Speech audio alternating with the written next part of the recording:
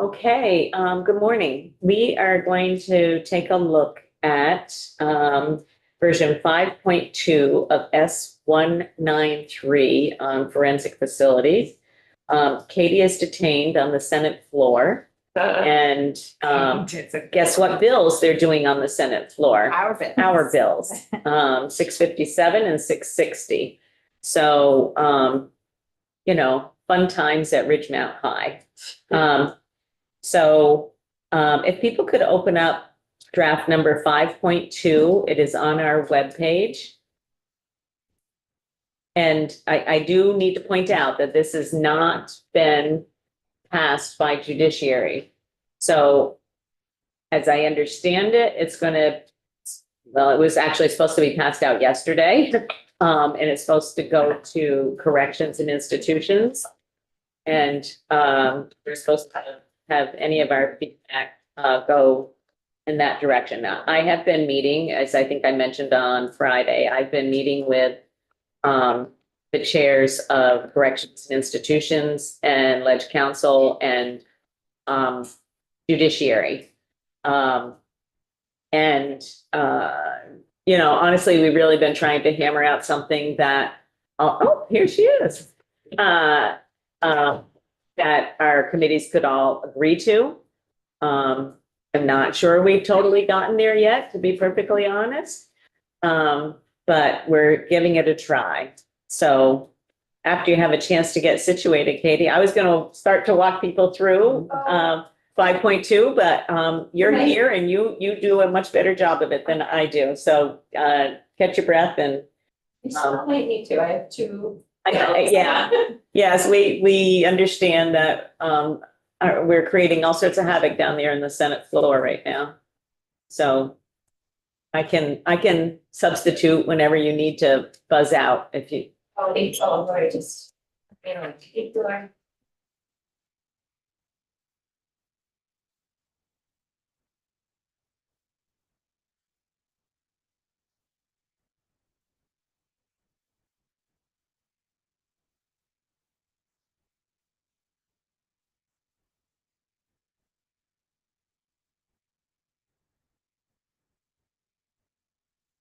Well, I walked through this language in less than 15 minutes in House Judiciary this morning, so. Oh, man. They're much more agreeable down there. I can be speedy if you need me to. I've listened to it again in House Corrections and Institutions this morning. Where actually a couple of other issues were brought up, which I think actually warrant some discussion.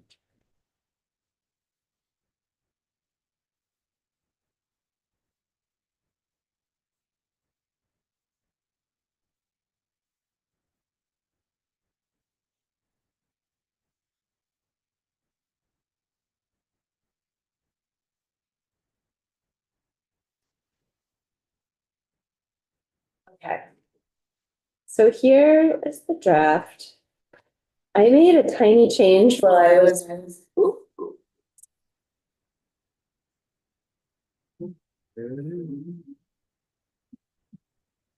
Okay, we like hearing your voice twice. Okay, sorry. Yeah, it's all good. I think I'd have it down by now. I made a tiny change while I was reading through in House Judiciary, so I'm calling this draft 5.3. It's pretty much identical to 5.2 with one change that's highlighted in blue. Okay, so first is a legislative intent section. Originally, the legislative intent was this last sentence about not using DOC for various the provision of various services within the forensic facility. It felt a little strange not to have sort of like a big picture of what this bill was trying to do. Instead, it was sort of saying what this bill is not trying to do. So the first sentence has been added to sort of be that summary sentence. And then the second sentence is the same as it was before.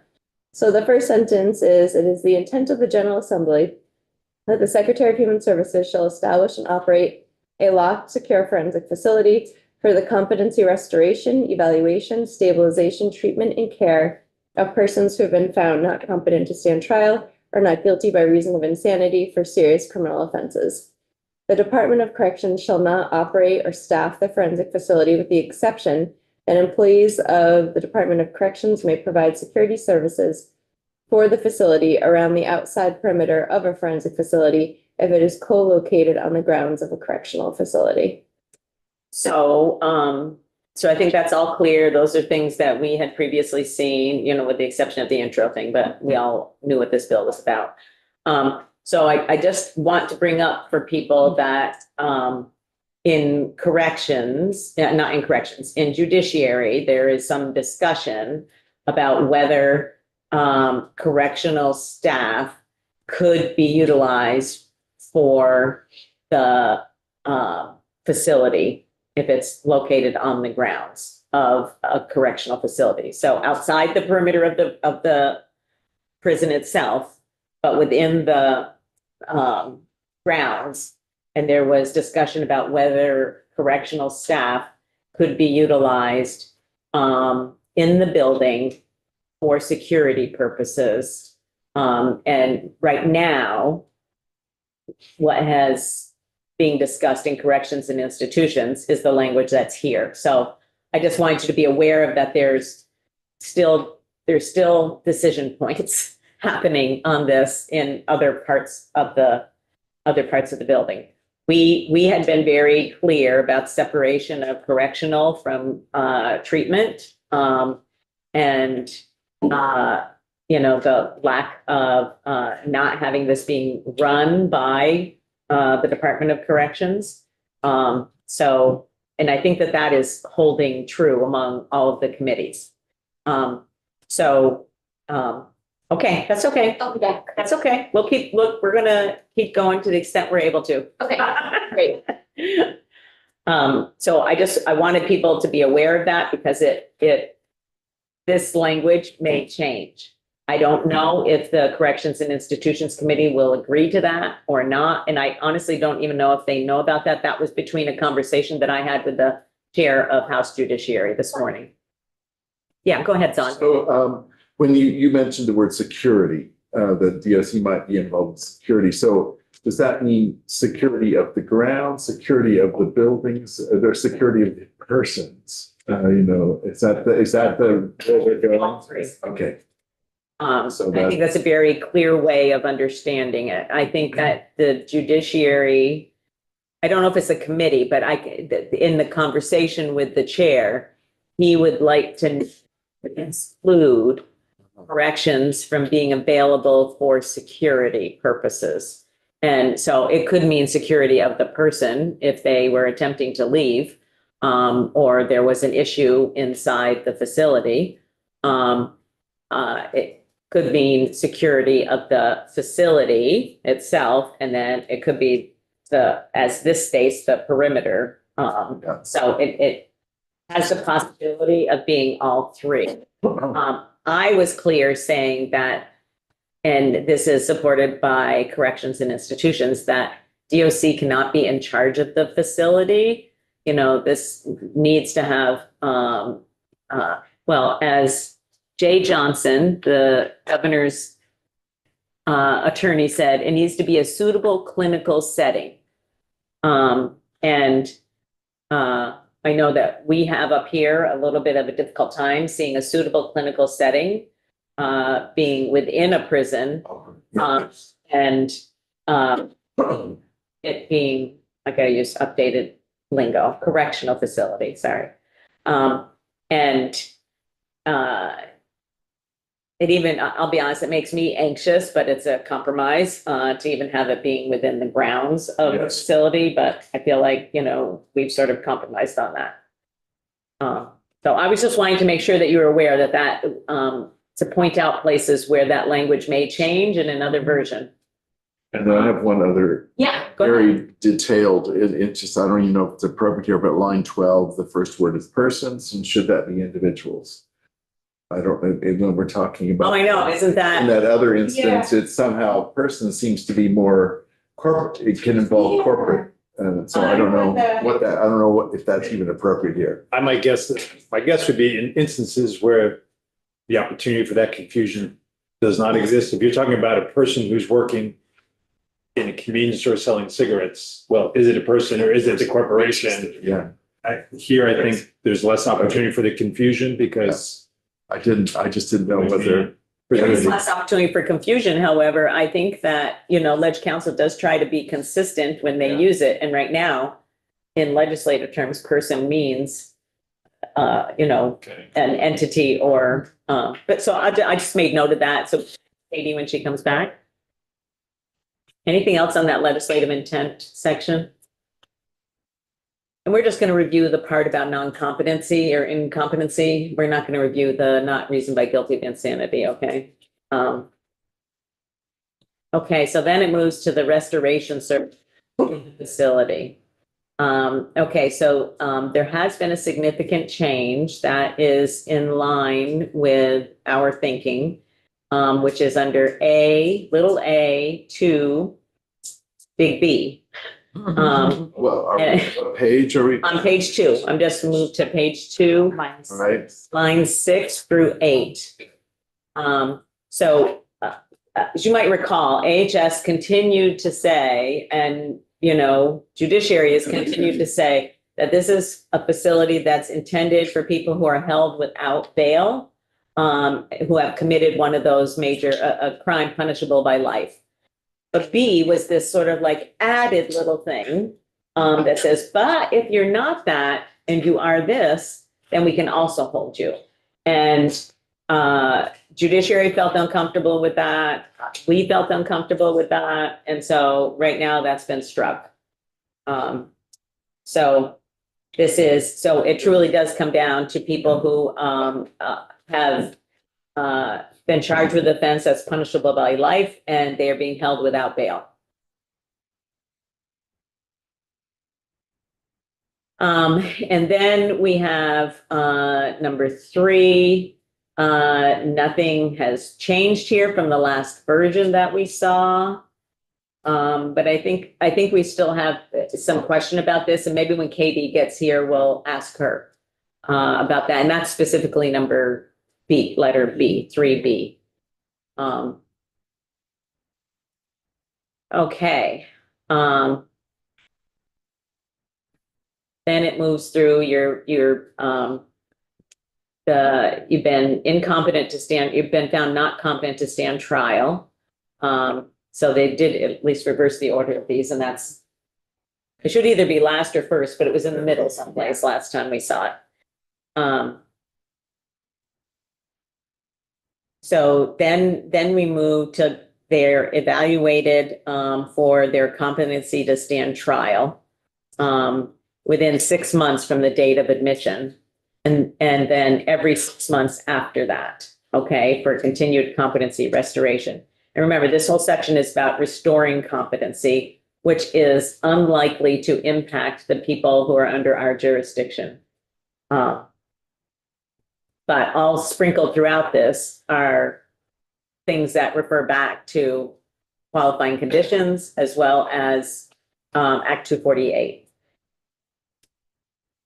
Okay, so 6 months from the date of admission, every 6 months thereafter, they order for continued competency restoration is reviewed. And upon determination of the AHS medical director, and remember that was a big change from the original version that we said. It used to say the facilities medical director, which was going to be DOC. And so now we have taken that one step up. And I think, Esme, you had some questions about that yesterday. You were bringing up, or whatever day it was. Yeah.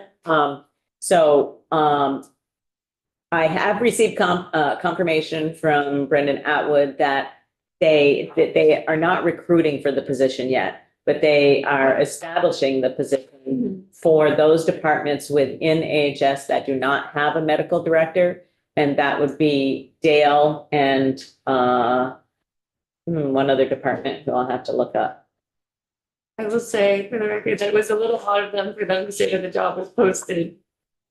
Yeah, That's if that is the actual, Did they actually say it was posted, or did somebody else say it was posted? somebody on testimony said that it was posted, just. Yeah, anyway, so I just thought that was a bit Yeah. misleading. Yeah. But yes, I appreciate that clarification. Oh, DOC. DOC doesn't have a med, so Dale and DOC. So the WellPath, the medical people, they obviously have doctors that they refer to, but DOC itself. So, you know, if there is you know, a disagreement about what should be the treatment, what should be the healthcare services, DOC lacks the expertise in-house. And so, anyways, it is a position that's in process, but not advertised yet. Okay, thank you. So that you just say DOC now is one of the two positions or departments that might be in this line. Does that confuse things for us at all? Potentially? I mean, there, it It's would going have, to be an AHS medical director. it would be an AHS medical Yeah. director. So there would be an authority line that would need to be followed. It would, Yeah. yeah, okay, that's, Yeah. okay. They wouldn't be reporting to the Commissioner of Corrections or the Commissioner of Dale, the way I understand it. Okay.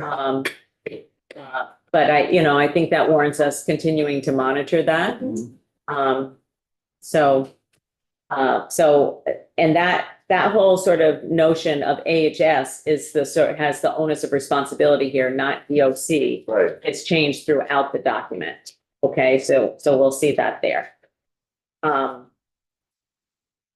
So then we have the court holding a hearing, after the evaluation's completed, and, the information was provided to all of the parties. So, Katie, we didn't get very far. Okay. And I think there was a question back on page 1, in fact. Okay. So we'll let you get back situated. Are you walking through Eric's sections too?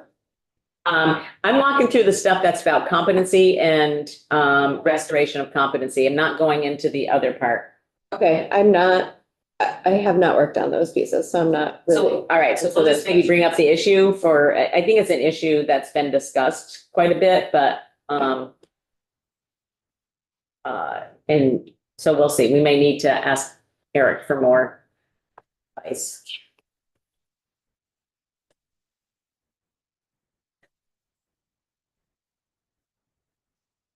Join Zoom again.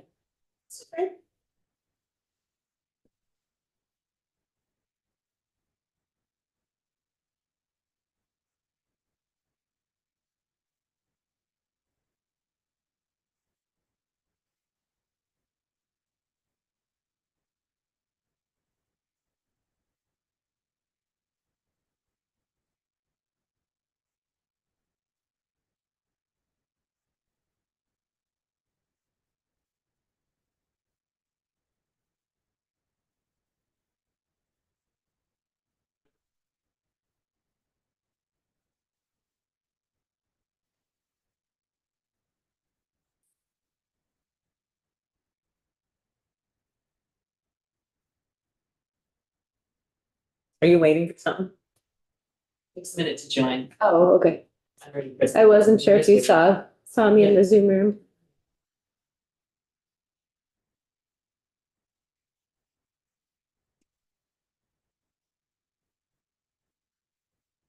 As soon as I get this all logged in, I'm going to be called back for the other bill. Yeah. Where's? Yeah.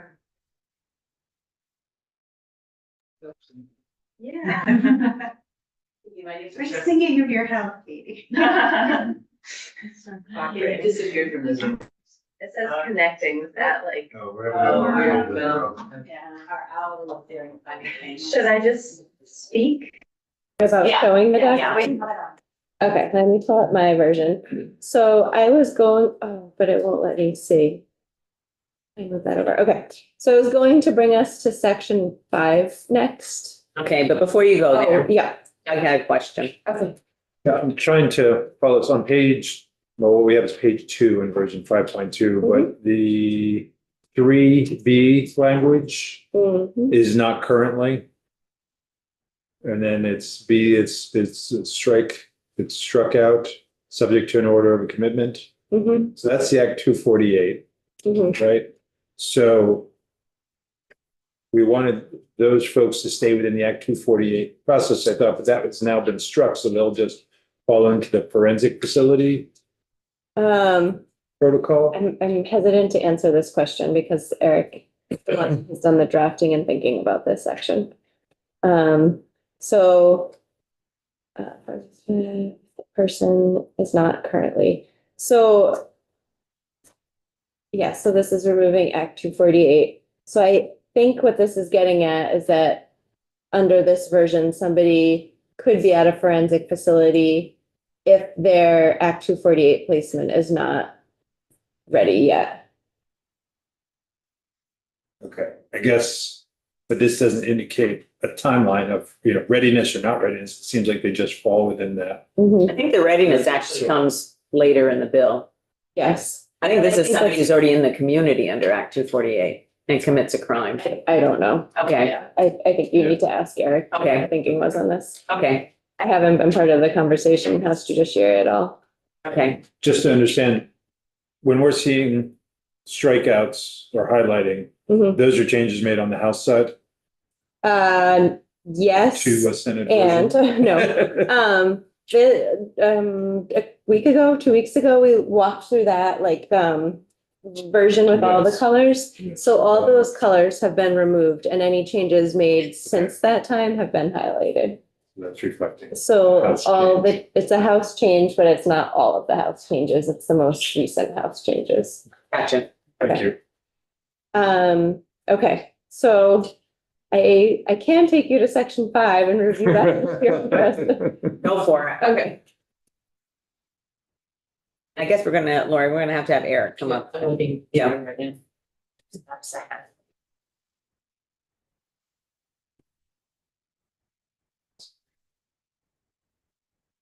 What page is section 5? Okay, it's the bottom of page 19, top of page 20. This is the forensic facility definition. And there's some blue highlighting because this is what I noticed while I was walking through in-house judiciary this morning. So that committee hasn't seen this yet. Corrections and Institution hasn't seen this change yet. But this is the definition of forensic facility. And as I was looking at it and that Romanet I-1, that AHS provides for the secure competency restoration of persons with a qualifying condition. And throughout, we talk about the care provided as a forensic facility as competency, restoration, evaluation, stabilization, treatment, and care. Some individuals wouldn't receive competency restoration at all if they're not guilty by reason of insanity. So I added that for consistency with the rest of the bill and also reflecting that just some individuals wouldn't wouldn't be receiving competency restoration. So to go back to the top of that different definition, we have forensic facility means a locked, secure facility licensed as a TCR where AHS provides for the secure competency restoration, evaluation, stabilization, treatment, and care of persons with a qualifying condition who are involved in the legal system and who do not require a hospitalization level of care.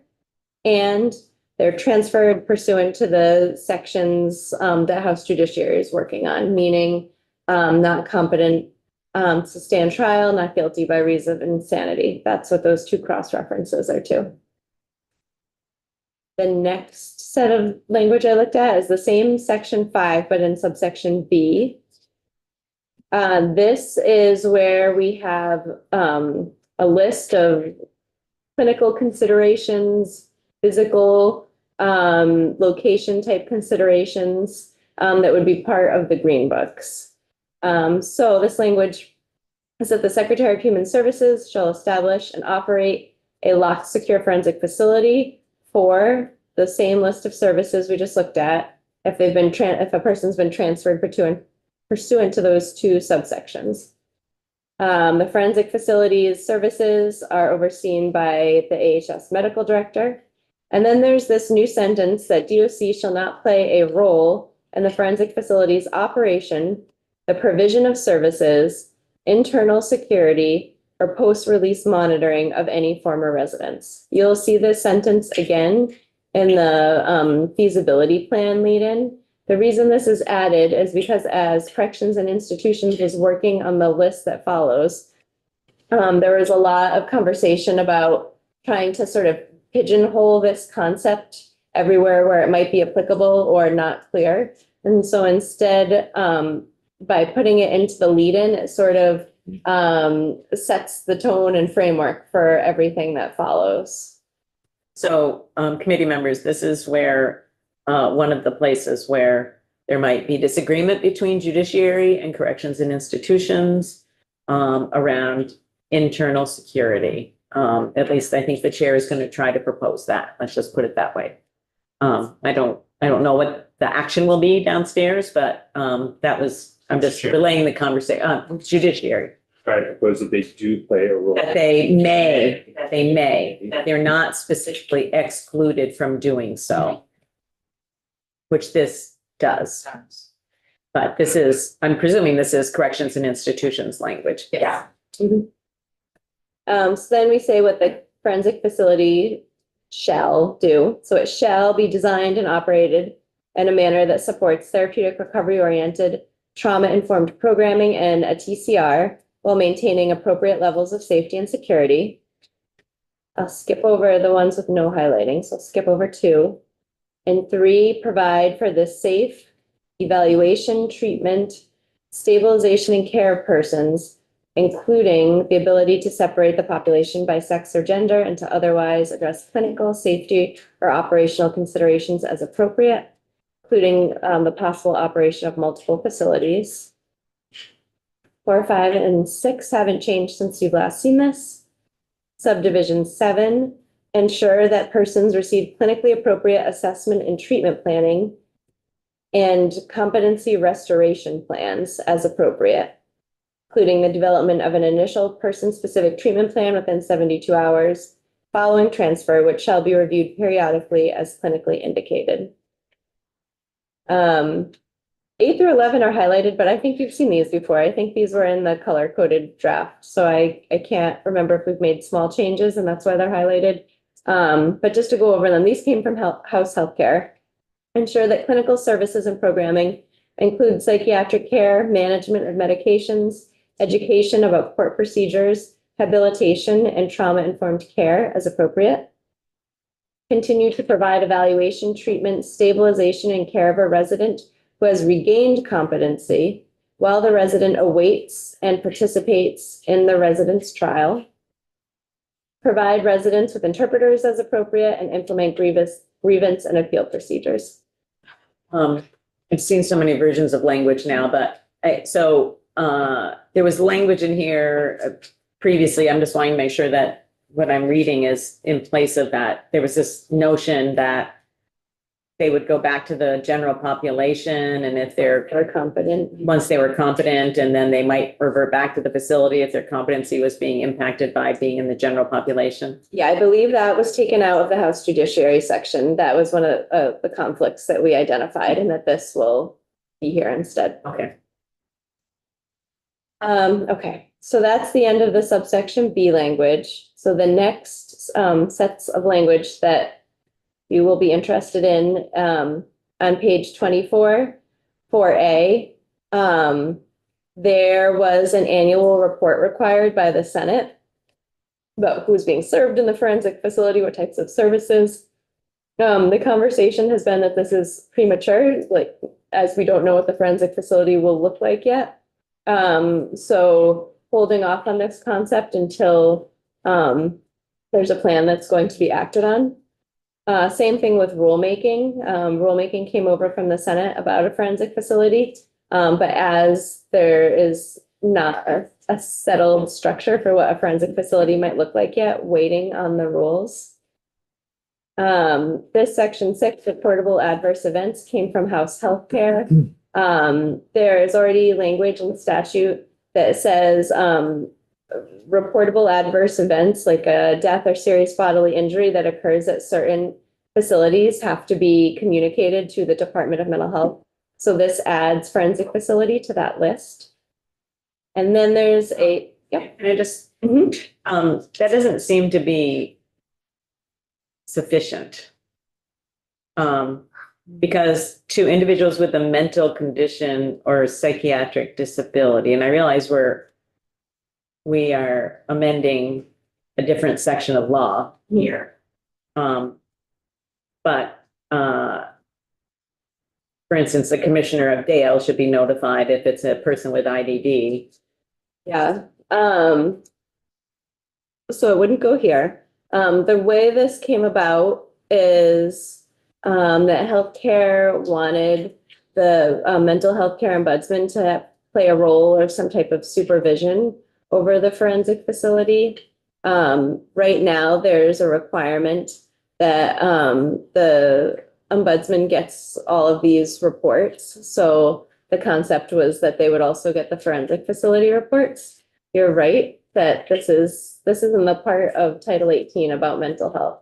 If you wanted something similar pertaining to individuals with developmental disability, we'd need to put it somewhere else. So I guess you'd have to think about where you'd want it. Would it be applicable to individuals on Act 248? Would it be just specific to individuals in a forensic facility and require the creation of a new section or reference somewhere?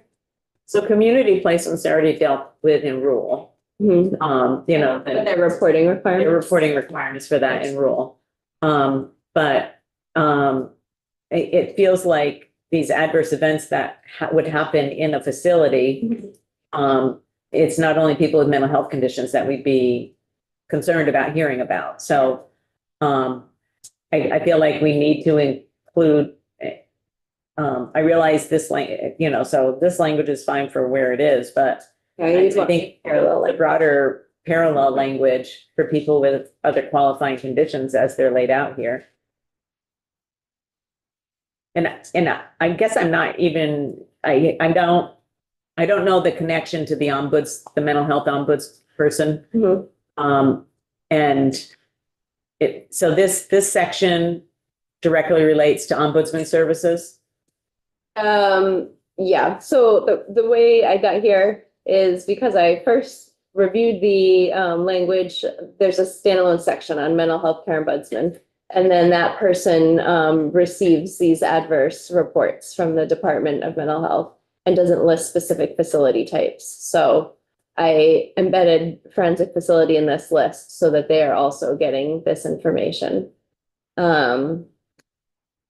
So I think you could do a standalone section. I'm trying to think of where that would be. I'm almost wondering if we put something in section 5B. Remember that list we just went through and I said this is all in the green books? I wonder if we just say something general about any resident that's in a forensic facility. And keep this. But then that would capture anyone. So section 5B.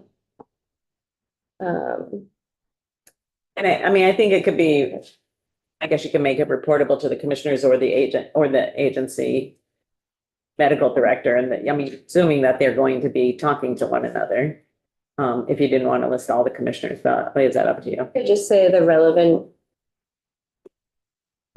commissioner, I'll figure out what to do. Yeah. Medical director of the relevant commission or Well, this is anticipating that the agency will have a medical director. Right.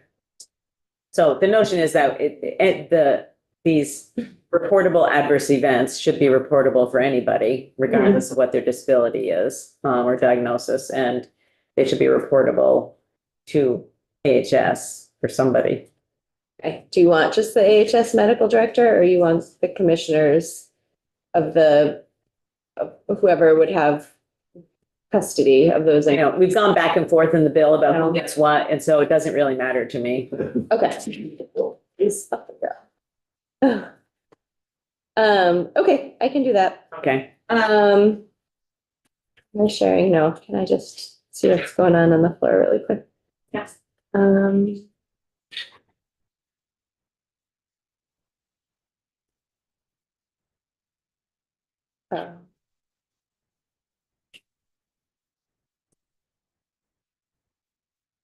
All right, be right with you.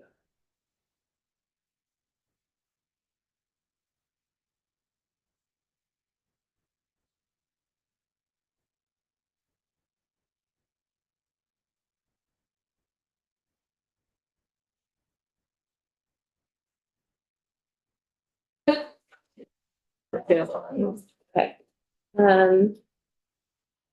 Okay, so that brings us to section 7, which is the feasibility plan. First change is that the plan would be done in consultation with BGS, because there are a lot of construction design type responsibilities. Top of page 27, there is this new sentence that should look fairly familiar. That the feasibility plan assume that operation, staffing, and programming at the forensic facility shall be provided by AHS, arts departments, with the exception that DOC shall not play a role in its operation, the provision of services, internal security, or post-release monitoring of any former residents. And again, that's being added so that that concept doesn't have to be shoehorned into every item on the list, although you will see that it is sort of listed or referenced many times. Question about the post-release monitoring language that's included there. Do the other departments have monitoring abilities? DMH, Dale, et cetera? I think you'd have to ask them. I don't think DMH has monitoring after somebody isn't meeting that medical need anymore. Although if somebody's on an ONH and has to be checking in with their DA, then there's some accountability. But I don't know if that is the same as monitoring as this is intended. Yeah. And I'm not sure if there's any monitoring for Act 248 if an individual is no longer on Act 248. If they're no longer on active, Yeah, if there's any there's an order. They may still be required to receive services, but they might not be under the stringent controls of Act 248. But we had a discussion in corrections and institutions. This goes back to under Eric's section, but there's I think a significant discrepancy in that it's only people with intellectual or developmental disabilities that get committed to custody when they're released from the forensic facility, even if they may be dangerous, but they are stable and their dangerousness can be monitored because they are getting 24/7 services in the community. Okay. It's only listed as supervision for everybody else, which is supervision and custody are two very different things. And that actually has been part of the problem, is that there has not been a community custody option for people with mental health challenges. I guess, so what I'm getting is, and I understand the move away from having DOC have responsibilities here, but might they have some post-release monitoring expertise, if you will, that could be utilized by some departments, or may want to be utilized by some departments to ensure that component is Probation and present? parole is what you're talking about, and that is something that corrections and institutions right now does not think is appropriate. It's a policy choice that they're making. I think there might be some views from some people that might be an appropriate thing if somebody is not, they're looking at it from a very sort of black and white. They weren't under the custody of the Commissioner of Corrections. Right. And so only people who were under the custody of the Commissioner of Corrections when they move to the community are eligible for probation and parole. So it's sort of I think they're kind of looking at it in a sort of black and white kind of situation. And are there possibilities for being a little bit gray? I mean, you can say somebody's responsible for something in statute. It's the same thing happening with mental health on this situation. They do not want to have a responsibility for somebody once they're in the community to provide supervision in a residential setting. If they've been absent these services, they could still be dangerous. And that honestly has been what the biggest issue is. And they say they can't, and I was part of a conversation saying, well, there's a difference between can't and won't. the Act 248 folks are being served by all the same designated agencies that, with the exception of Upper Valley, that the Department of Mental Health contracts for community-based services. So they may not want to, but it doesn't mean that they can't per se. But Seems like a whole. it's frankly the whole. Yeah. And the hole is now being filled with a forensic facility when it could have been filled in a different way. But even when people are potentially discharged from the forensic facility, if they don't continue to take their medication, if they don't continue, in the space that they've been through, in the facility, and there's no supervision to see that they continue to have Right. those same kinds of things in their life. Having a forensic facility is not going to solve 100% of the problem. So the Department of Mental Health, in my view, needs to be more willing to accept some responsibility for people residentially in the community. We're moving that direction at all, so. It does, but it does under supervision, not custody. Eric? Yeah, I was just I wanted to make it S-193 is aimed at circumstances, not diagnosis. Oh, it includes diagnosis though, Eric. Qualifying condition, Forensics facilities and how they are designed and placed in competency to not stand trial. That's not that's a circumstance. Placement back up into a forensics facility is based upon circumstances, not diagnosis. you have to have a qualifying condition. And what's the qualifying condition? Can you pull that up? Sure. Or may I re-ask the question that I asked previously with the dually? What is the legal trigger for placement in the forensics facility? Okay, hold on. I'm getting the definition of qualifying condition.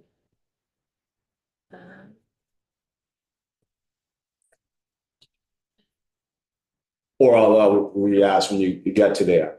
Are the qualifying conditions based upon diagnosis or circumstances? The legal triggers. Okay, I'm trying to share this. I still can't share. Page 20. Tell us what page. Page 20.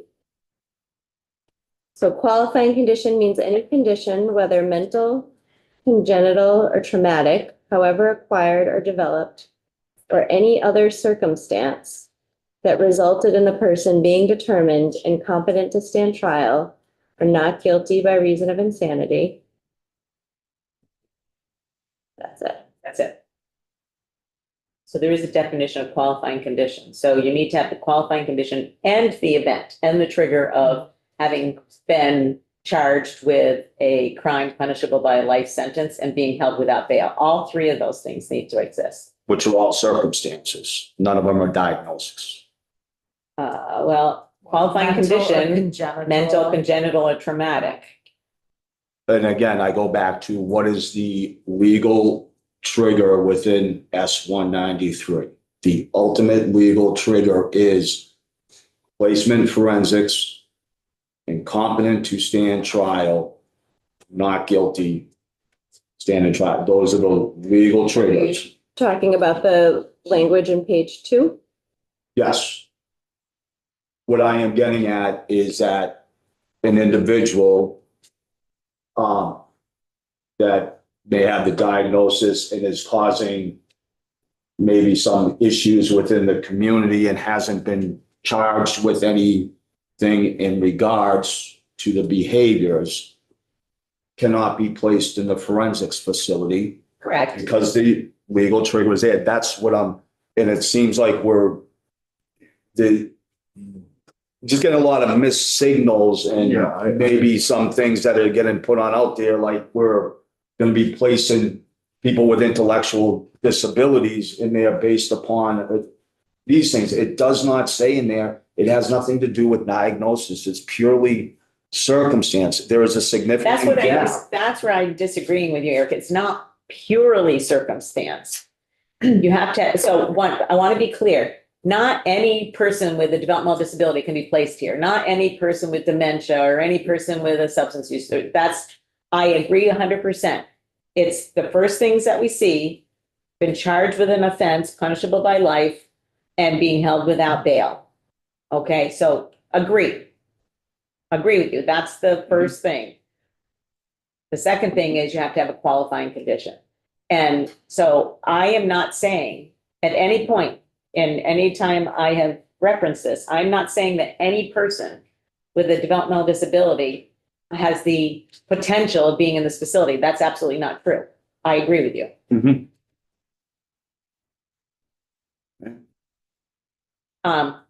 So while we're just back that far, Zon had a question about line 12 on page 1 under legislative intent. Oh, yeah, just as the basic question, we keep bumping into a person or individual. So the Judiciary Committee drafts using person. So I have tried to stay consistent with how they draft in their titles. So that is Okay. probably why person is there. I'm not sure what I use. Yeah, Yeah, I'm not sure in the feasibility plan what I've used because that's session law. So I guess that could be different. This is session law. We're so sensitive to person and I know, individual. I know. The other- That's sort of my default. Actually, I had drafted some language with individual and I went back and changed it all to person to be consistent with how they do that in their sections. Different titles, different drafters, different. Okay, but see, you have us well trained. Zon picked it up right away. Okay, let's go to the plan. Okay.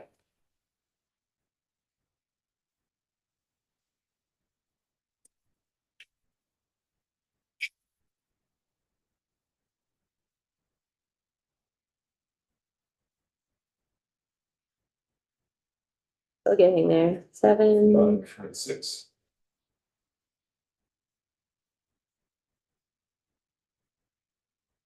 Okay, thank you. So we have the feasibility plan consultation with BGS. We've already been over that language that sort of is the overlay for what the plan should look like with regard to DOC. In subdivision 6, the estimated cost of constructing or fitting up and operating a forensic facility. Subdivision 7, which aspects of the TCR rule should be modified to operate at the forensic facility as a TCR. I can't remember the previous word, but maybe it was added or removed, and things might need to be added and removed to make the rule workable for a forensic facility. So that is why the word modified was chosen to. So does modify. I'm envisioning that licensing and protection is not going to want to modify the rule for everything, that they're only going to want to make exceptions. And they're probably not even going to want to do that, to be perfectly honest, but that they're only going to make exceptions for a TCR, a forensic facility operated as a TCR. Yeah, I sort of envisioned that they would have a forensic facility section of their rule and that there would be certain maybe additional requirements for a forensic facility or for the purposes of a forensic facility, X, Y, and Z won't apply. I guess Okay. that's what I was sort of thinking through that they would be doing. And I think for the secure residential recovery facility, I think that is licensed as a TCR and they might even have that in the rule now that they have some carve outs or special treatment for the secure residential. Okay. And subdivision 9, the proposed staffing levels, staff qualifications, and potential contracting needs necessary to establish a multidisciplinary clinical team at the forensic facility that reflects best practices, including required evidence-based trauma-informed staff training and multiple staffing strategies. And 10, the physical and staff security plan within and around the perimeter of the forensic facility, including therapeutic design and clinical supervision that reflect best practices, which shall not involve DOC, the exception that employees of DOC may provide security services for the facility around the outside perimeter of the forensic facility if it's co-located at a correctional facility. And that's it. And then there is an interim report that came over from the Senate, and that is being removed because there are two updates on the feasibility plan over the summer and fall. At joint justice. Okay, And that's it. There's some changes to the effective dates, just to get the correct section reflected because things have changed as sections have come in and out.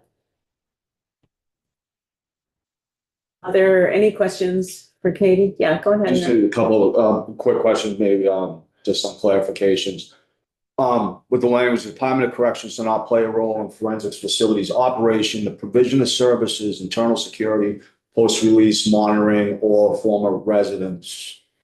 But DOC is pretty much largely removed from the Yeah. operations. Throughout, it's the language that you have seen that DOC isn't providing services or internal security, but they would be allowed to do the outside perimeter security if it's on a correctional campus. Yeah, it's more than who's gonna have, because within the language here, it is speaking about victim services, victim notification. So who's gonna be playing the main responsibility in regards to victim notification after the court proceedings? That's usually the role of state's attorneys. Mhm. So what services and who's gonna be responsible for those levels without? Yeah, I think it's a great question. I didn't draft anything on Yeah. victim services, so I think you have to probably ask Eric what the conversations have been on that. And the second piece, so more or less, this bill at this time is not gonna create any new beds, any other possible placement options. Recognizing that we have a serious gap.